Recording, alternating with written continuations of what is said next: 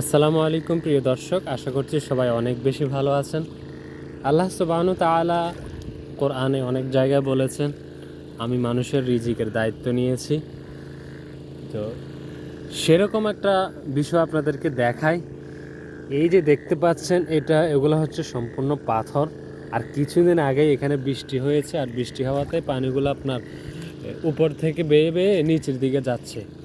তো এই পাথরের ভিতরে আপনার এই যে দেখতে পাচ্ছেন, এগুলো কিন্তু এক ধরনের মাছ। এই যে দেখতে পাচ্ছেন আপনার এই পুঁটি মাছ, এই যে আমার হাতে চলে আসছে। তো এরকম আল্লাহ যে বলেছেন রিজিকের মালিক উনি নিয়েছেন, উনি দায়িত্ব নিয়েছেন। তো তার প্রমাণ দেখেন, পাথরের মধ্যে যেখানে আপনার হয়তো আমরা বাংলাদেশের মানুষ বলতে পারি আমাদের দেশে বর্ষাকালে মাছ আসে, ডিম নাকি বিভিন্ন ভাবে পেড়ে রাখে, তারপরে এগুলা বর্ষাকালে এসে পানির সাথে বেশি বেশি আপনার মাছ হয়ে যায়। কিন্তু এখানে কি বলবেন আপনি, কোনো পানি ছিল না আগে, এখানে বৃষ্টি হওয়াতে পানিগুলো জাস্ট বেয়ে বেয়ে আপনার নিচের দিকে যাচ্ছে, আর তাতেই কিন্তু মাছের জন্ম। তো মাশাল্লাহ বন্ধুরা, আশা করছি দেখতে পাচ্ছেন এই যে অনেক রকমের মাছ আছে এখানে, তেলাপিয়া মাছও দেখা যায় মাঝে মাঝে।